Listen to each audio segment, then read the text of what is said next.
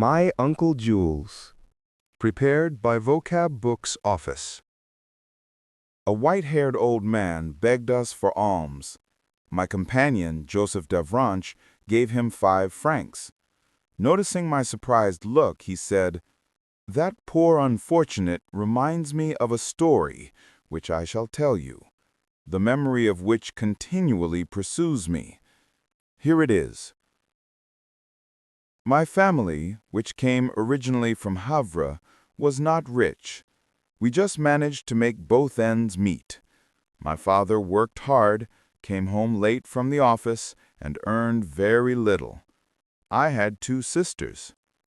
My mother suffered a good deal from our reduced circumstances, and she often had harsh words for her husband, veiled and sly reproaches. The poor man then made a gesture which used to distress me. He would pass his open hand over his forehead as if to wipe away perspiration which did not exist, and he would answer nothing. I felt his helpless suffering. We economized on everything, and never would accept an invitation to dinner, so as not to have to return the courtesy. All our provisions were bought at bargain sales. My sisters made their own gowns, and long discussions would arise on the price of a piece of braid worth 15 centimes a yard. Our meals usually consisted of soup and beef prepared with every kind of sauce. They say it is wholesome and nourishing, but I should have preferred a change. I used to go through terrible scenes on account of lost buttons and torn trousers. Every Sunday, dressed in our best, we would take our walk along the breakwater. My father, in a frock coat, high hat, and kid gloves, would offer his arm to my mother, decked out and ribboned like a ship on a holiday. My sisters, who were always ready first, would await the signal for leaving.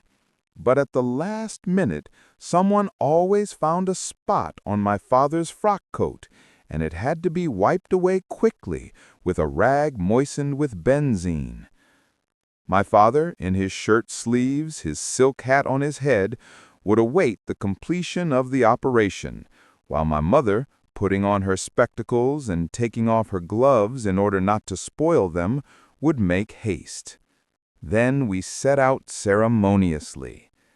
My sisters marched on ahead, arm in arm.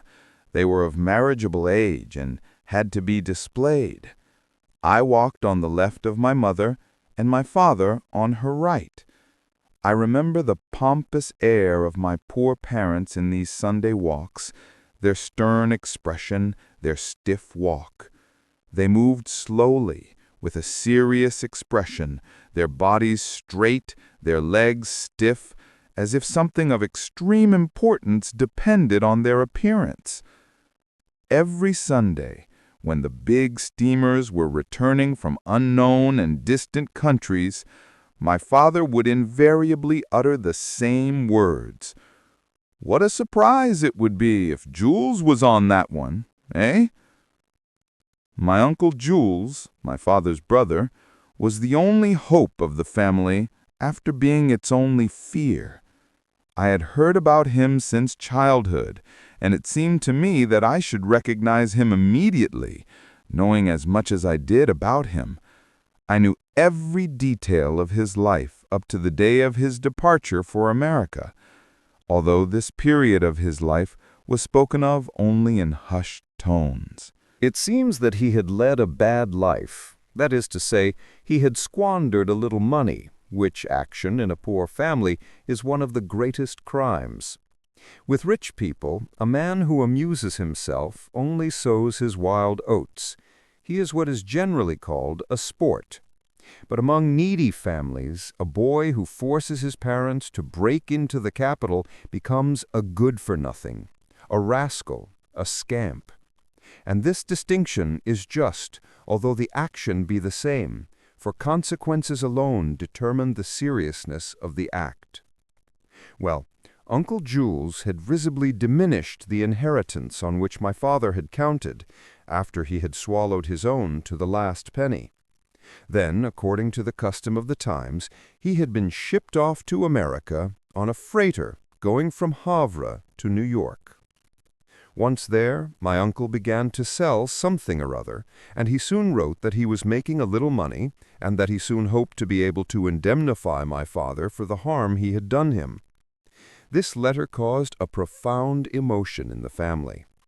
Jules, who up to that time had not been worth his salt, suddenly became a good man, a kind-hearted fellow, true and honest, like all the Davranches. One of the captains told us that he had rented a large shop and was doing an important business. 2 years later, a second letter came, saying, "My dear Philippe, I'm writing to tell you not to worry about my health, which is excellent. Business is good. I leave tomorrow for a long trip to South America. I may be away for several years without sending you any news. If I shouldn't write, don't worry. When my fortune is made, I shall return to Havre. I hope that it will not be too long, and that we shall all live happily together." This letter became the gospel of the family. It was read on the slightest provocation, and it was shown to everybody. For 10 years nothing was heard from Uncle Jules, but as time went on, my father's hope grew. And my mother also often said, "When that good Jules is here, our position will be different. There is one who knew how to get along." And every Sunday, while watching the big steamers approaching from the horizon, pouring out a stream of smoke, my father would repeat his eternal question, "What a surprise it would be if Jules were on that one, eh?" We almost expected to see him waving his handkerchief and crying, "Hey, Philippe!" Thousands of schemes had been planned on the strength of this expected return. We were even to buy a little house with my uncle's money, a little place in the country near Angouville. In fact, I wouldn't swear that my father had not already begun negotiations. The elder of my sisters was then 28, the other 26. They were not yet married, and that was a great grief to everyone. At last, a suitor presented himself for the younger one. He was a clerk, not rich, but honorable. I have always been morally certain that Uncle Jules' letter, which was shown him one evening, had swept away the young man's hesitation and definitely decided him. He was accepted eagerly, and it was decided that after the wedding, the whole family should take a trip to Jersey. Jersey is the ideal trip for poor people. It is not far. One crosses a strip of sea in a steamer and lands on foreign soil, as this little island belongs to England. Thus, a Frenchman with a 2 hours' sail can observe a neighboring people at home and study their customs. This trip to Jersey completely absorbed our ideas, was our sole anticipation, the constant thought of our minds. At last we left. I see it as plainly as if it had happened yesterday. The boat was getting up steam against the quay at Granville. My father, bewildered, was superintending the loading of our 3 pieces of baggage. My mother, nervous, had taken the arm of my unmarried sister, who seemed lost since the departure of the other one, like the last chicken of a brood. Behind us came the bride and groom, who always stayed behind, a thing that often made me turn round. The whistle sounded, we got on board, and the vessel, leaving the breakwater, forged ahead through a sea as flat as a marble table. We watched the coast disappear in the distance, happy and proud, like all who do not travel much. My father was swelling out his chest in the breeze, beneath his frock coat, which that morning had been very carefully cleaned, and he spread around him that odor of benzine which always made me recognize Sunday. Suddenly he noticed 2 elegantly dressed ladies to whom 2 gentlemen were offering oysters. An old ragged sailor was opening them with his knife and passing them to the gentlemen, who would then offer them to the ladies. They ate them in a dainty manner, holding the shell on a fine handkerchief, and advancing their mouths a little in order not to spot their dresses. Then they would drink the liquid with a rapid little motion and throw the shell overboard. My father was probably pleased with this delicate manner of eating oysters on a moving ship. He considered it good form, refined, and going up to my mother and sisters, he asked, "Would you like me to offer you some oysters?" My mother hesitated on account of the expense, but my two sisters immediately accepted. My mother said in a provoked manner, "I am afraid that they will hurt my stomach. Offer the children some, but not too much. It would make them sick." Then, turning toward me, she added, "As for Joseph, he doesn't need any. Boys shouldn't be spoiled." However, I remained beside my mother, finding this discrimination unjust. I watched my father as he pompously conducted my two sisters and his son-in-law toward the ragged old sailor. The two ladies had just left, and my father showed my sisters how to eat them without spilling the liquor. He even tried to give them an example, and seized an oyster. He attempted to imitate the ladies, and immediately spilled all the liquid over his coat. I heard my mother mutter, "He would do far better to keep quiet."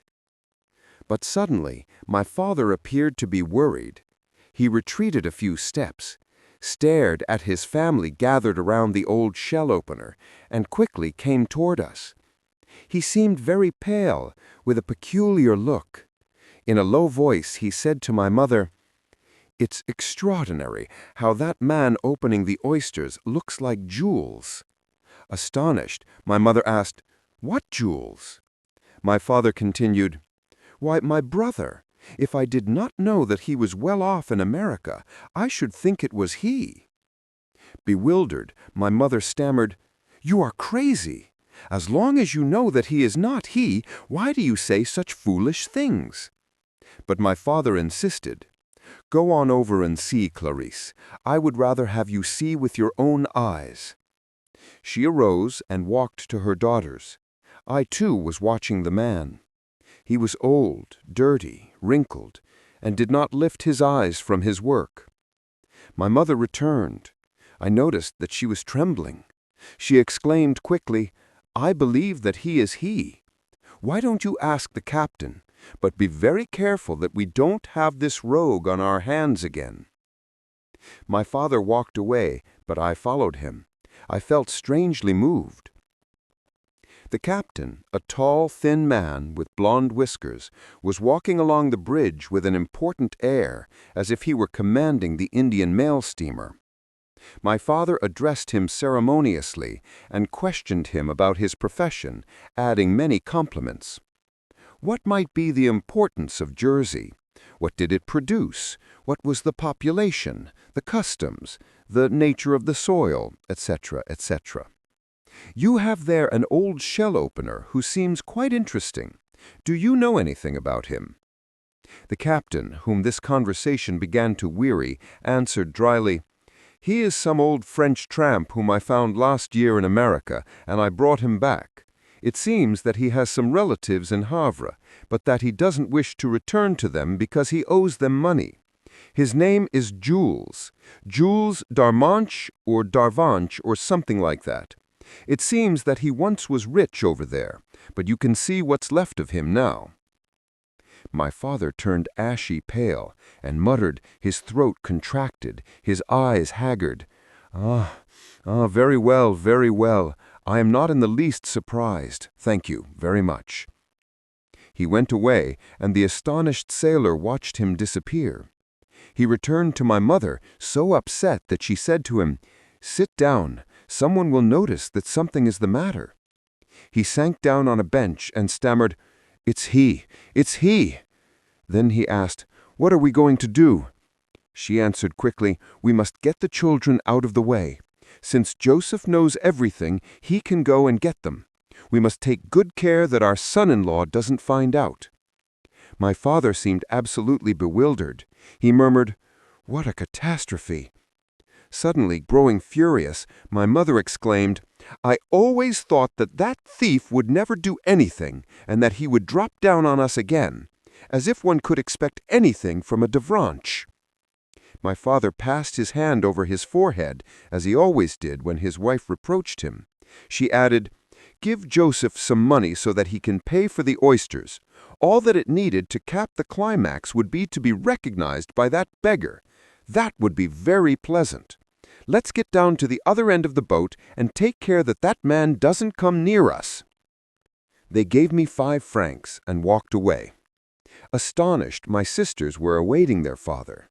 I said that Mama had felt a sudden attack of seasickness, and I asked the shell-opener, "How much do we owe you, monsieur?" It felt like laughing. He was my uncle. He answered, 2 francs 50. I held out my 5 francs, and he returned the change. I looked at his hand. It was a poor, wrinkled sailor's hand. And I looked at his face, an unhappy old face. I said to myself, "That is my uncle, the brother of my father." My uncle. I gave him 10 cents a tip. He thanked me. "God bless you, my young sir." He spoke like a poor man receiving alms. I couldn't help thinking that he must have begged over there. My sisters looked at me surprised at my generosity. When I returned the 2 francs to my father, my mother asked me in surprise, "Was there 3 francs worth? That is impossible." I answered in a firm voice, "I gave 10 cents as a tip." My mother started, and staring at me, she exclaimed, "You must be crazy! Give 10 cents to that man, to that vagabond?" She stopped at a look from my father, who was pointing at his son-in-law. Then everybody was silent. Before us, on the distant horizon, a purple shadow seemed to rise out of the sea. It was Jersey. As we approached the breakwater, a violent desire seized me once more to see my Uncle Jules, to be near him, to say to him something consoling, something tender. But since no one was eating any more oysters, he had disappeared, probably gone below to the dirty hold which was the home of the poor wretch.